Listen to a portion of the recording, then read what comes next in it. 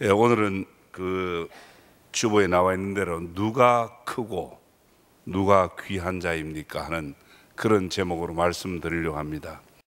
여러분, 세상은 잔잔한 호수 같지 않습니다. 내 마음대로 되는 일이 잘 없잖아요. 예수 믿어도 그래요. 예수 믿어도 마음대로 안 되는 일 너무 많습니다. 예상치 않은 그런 때에 우리 가정에 어떤 어려움이 올 수도 있고, 또 건강이나 또 내가 하는 사업이나 일에 어떤 위기를 맞을 수 있다는 것입니다. 최선의 노력을 했습니다. 믿음의 다름질을 했습니다. 그런데 어느 순간에 돌아보니까 그게 다 헛수고였다 하는 그런 생각이 들 때가 없지 않아 있을 겁니다.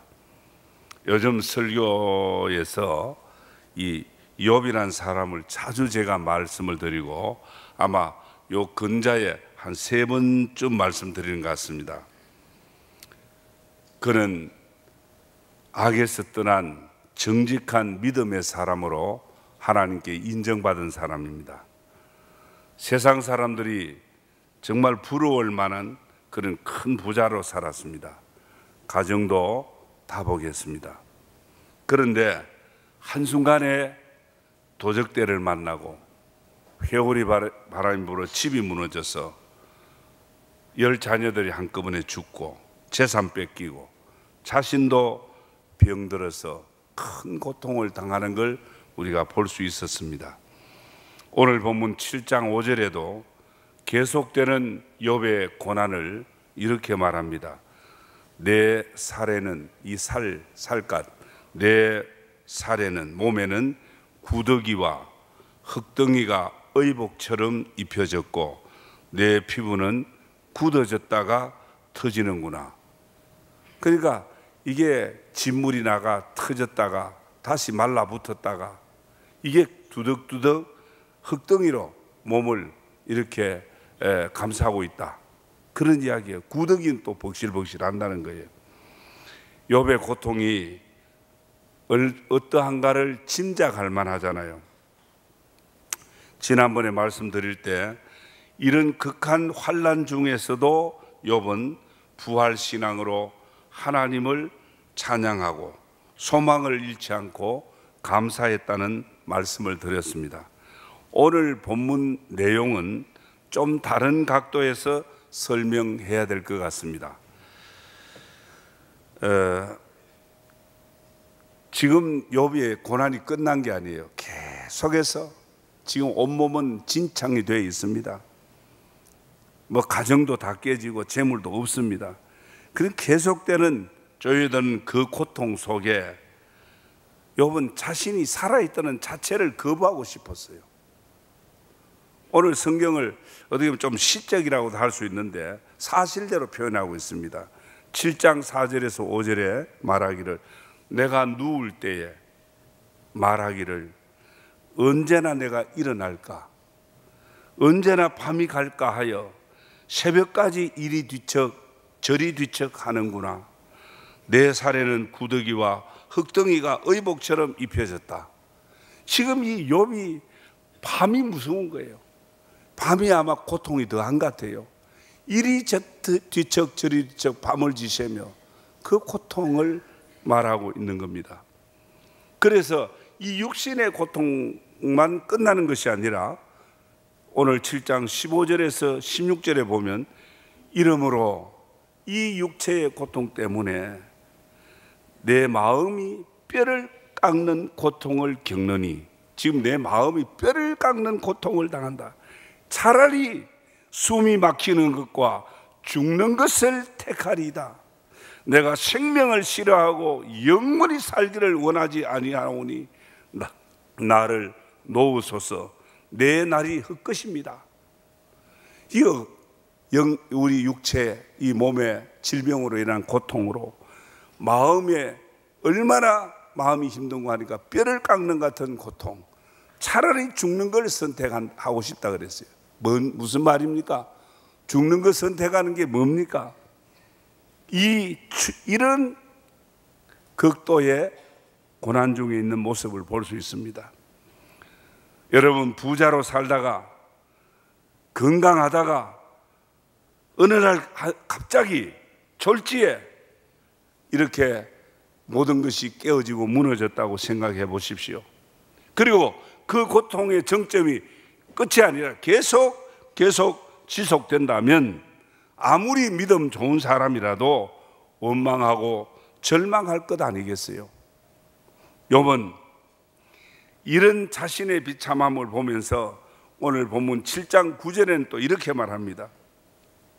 구름이 사라져 없어짐 같이 서울로 내려가는 자는 다시 올라오지 못할 것이다. 예, 이 서울은 무덤을 말하는 거예요. 죽음을 말하는 거예요. 이렇게 욥의 편에서 자신을 볼 때는 이제는 죽어서 다시 일어나지 못할 것 같은 전혀 살 소망이 없는 그런 절망이다. 그런 가운데 있다는 것을 지금 부르짖고 고백하고 있는 겁니다. 자, 여기서부터 욥의 형편은 이렇습니다. 그런데 오늘 성경을 우리가 잘 묵상해야 됩니다. 욥은 말하길 나는 비참합니다. 죽고 싶습니다. 이런 고통 속에서 내 마음이 뼈가 꺾여지는 같은 고통을 느끼고 있느니 차라리 내가 삶을 포기하고 싶습니다. 이런 지경에 있고 그런 말을 하고 있습니다. 그런데 욥이 자기 입으로 소망이 없다, 나는 끝이다라고 그렇게 말한다고 해서 욥이 끝난 거고 욥이 망한 겁니까? 그게 아닙니다. 오늘 본문 우리가 읽은 17절입니다. 17절 말씀에 뭐라고 말합니까? 사람이 무엇이기에 주님께서 그를 크게 만드사 그에게 마음을 두시고, 그렇게 말해요.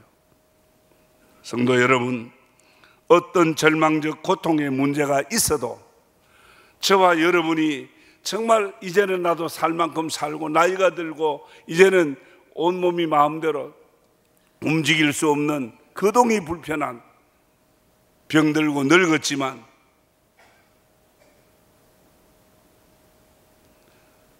오늘 우리의 입장을 보면은 하는 일마다 때로는 정말 마음대로 되지 않고 실패하고 또 실패하고, 취업이 얼마나 어려운지 또 시험을 쳐도 떨어지고 또 떨어지고, 우리 자신을 보면 때로는 절망할 때가 많습니다.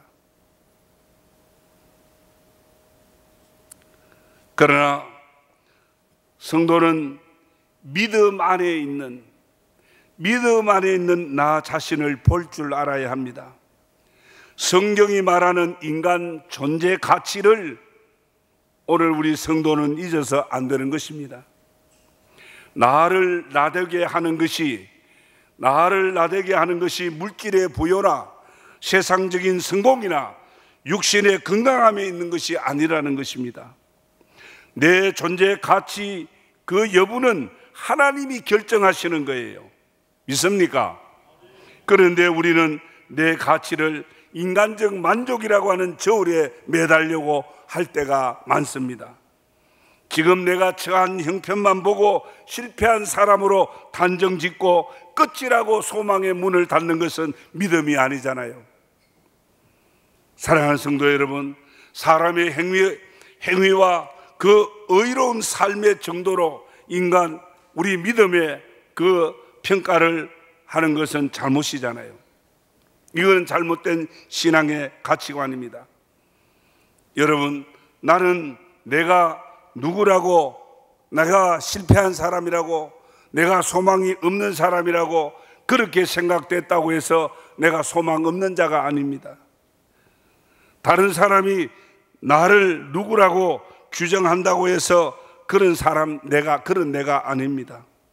중요한 것은 하나님께서 나를 누구라고 규정 짓느냐, 예수 믿는 너는 누구다라고 하는 하나님의 결정이 중요한 것입니다.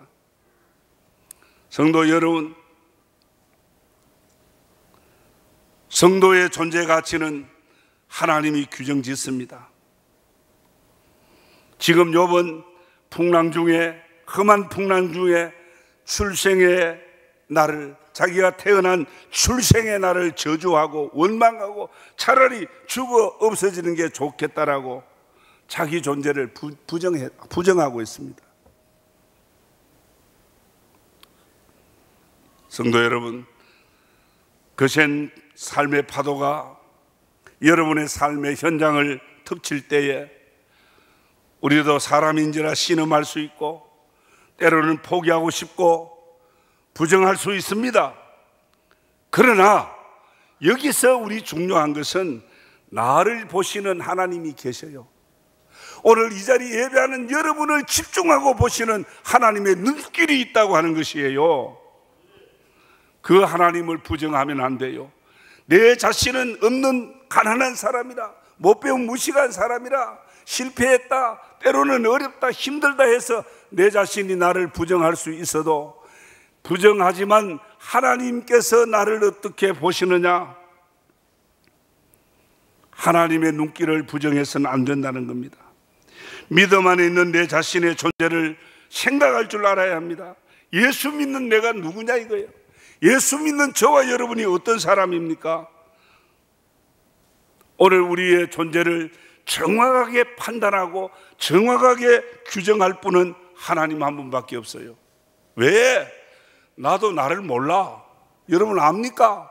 내일을 압니까? 아니에요. 몰라요.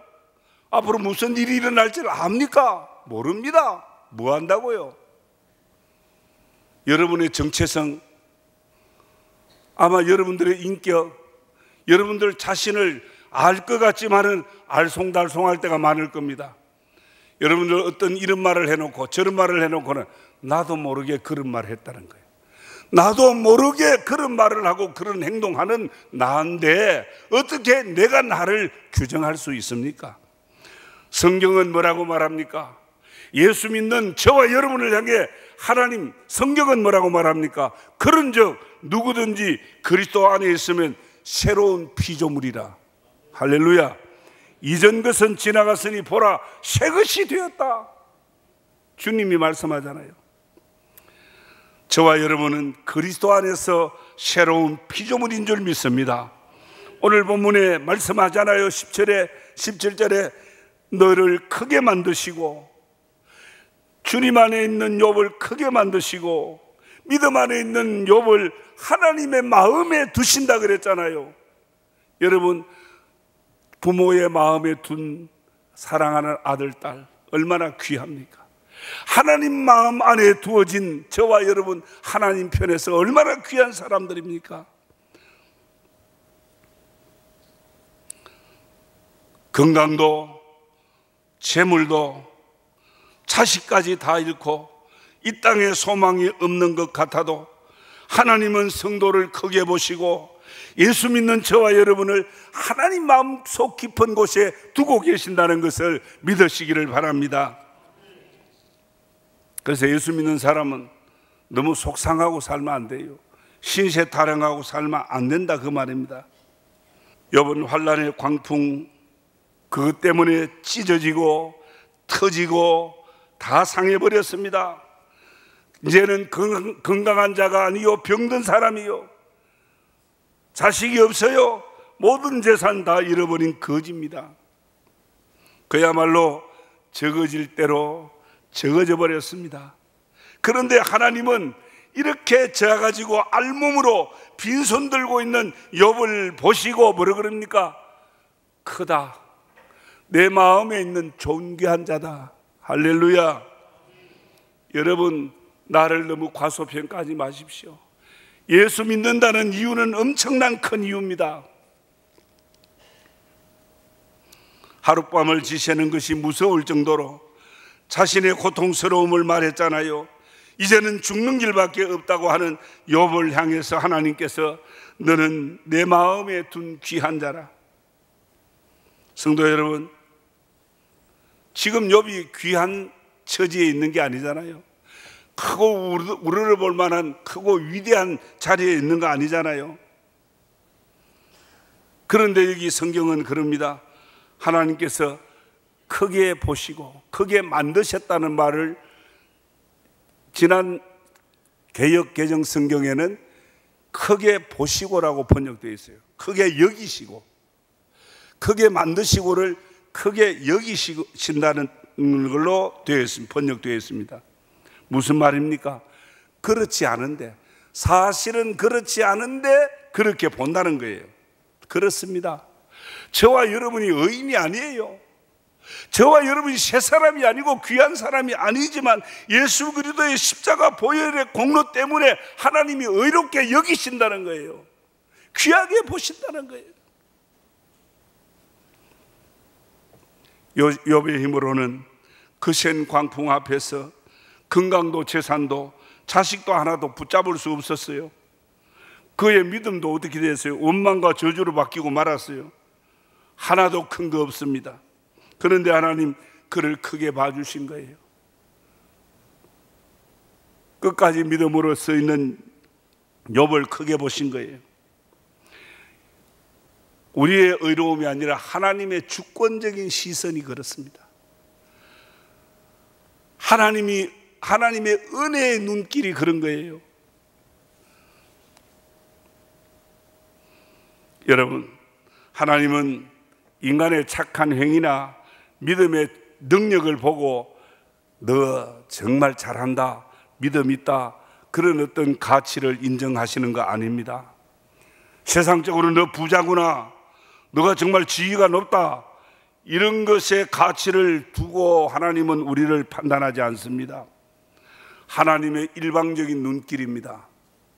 하나님의 일방적인 눈길로 보시고 우리를 의롭다, 존귀한 자라, 너는 큰 자라, 그렇게 하나님 봐주신다는 거예요. 이사야 43장 3절에 네가 내 눈에 보배롭고, 하나님 보배롭다 그러잖아요. 네가 내 눈에 보배롭고 존귀하며 내가 너를 사랑하였은즉 내게 내 대신 사람들을 내어주며, 그렇게 말합니다. 사랑하는 성도 여러분, 하나님이 우리를 존귀하다, 보배롭다고 하잖아요. 하나님이 예수 믿는 우리를 새로운 피조물이라고 하잖아요. 그런데 왜 내 형편만 보고 내 모습만 보고 아니라 그럽니까?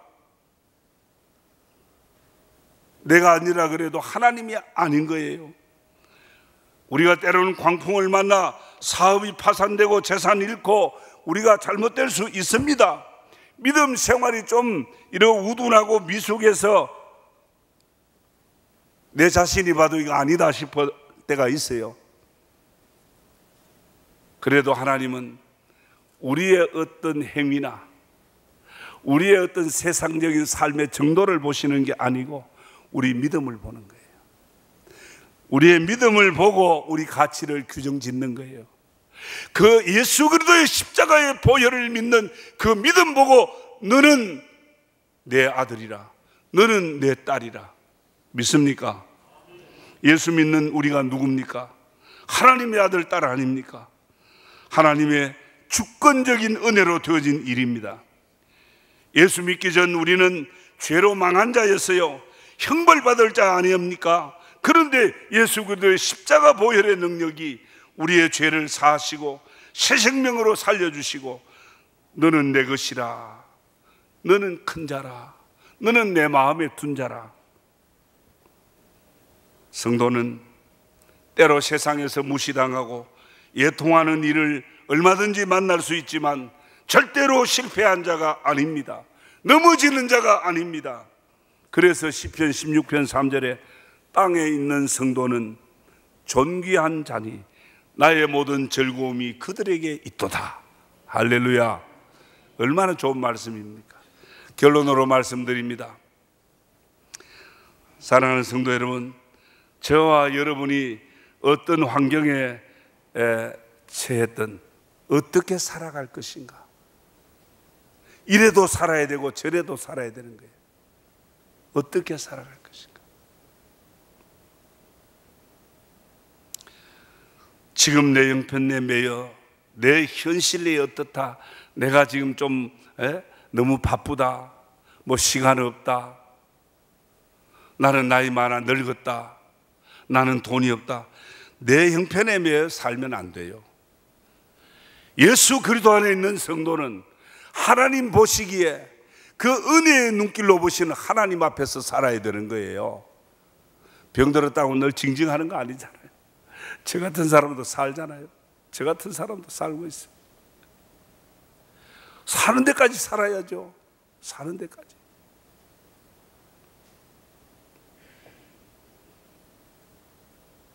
어떻게 살아야 합니까?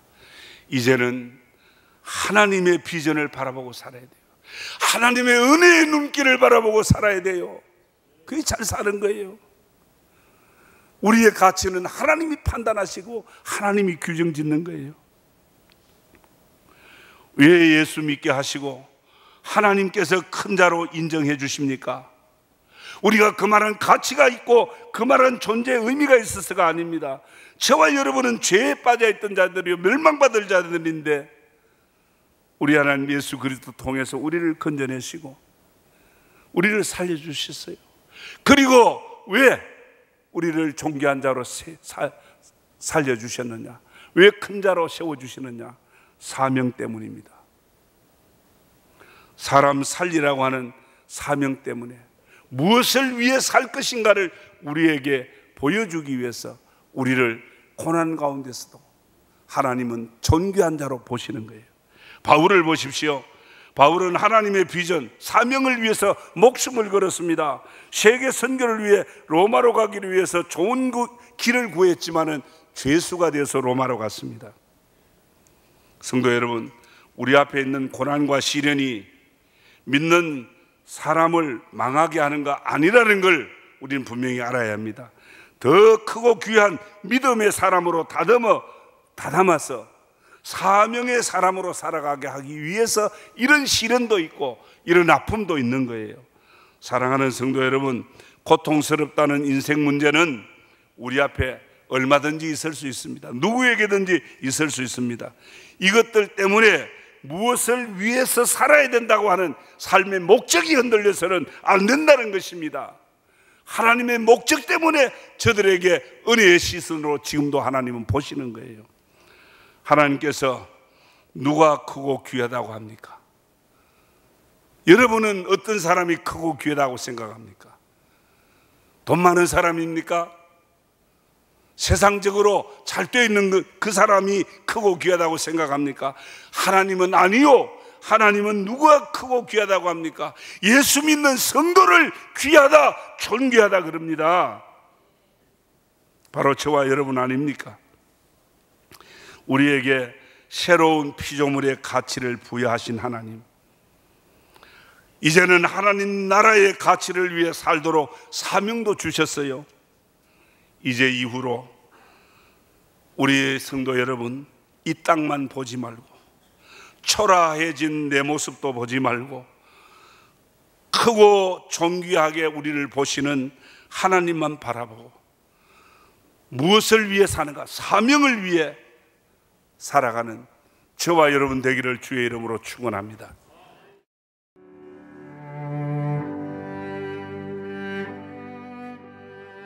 안녕하십니까? 저는 황금교회를 담임하는 박무용 목사입니다. 우리 교회는 하나님의 거룩한 목적인 선교의 사명에 최선을 다하는 교회입니다. 함께 모여 예배할 뿐 아니라 탁구, 축구, 색소폰 교실 등을 열어 지역사회를 섬기고 이웃을 봉사하는 열린 공동체입니다. 아울러 성도 서로가 함께하며 사랑을 나누고 교제하는 하나님의 가족 공동체입니다. 감사합니다.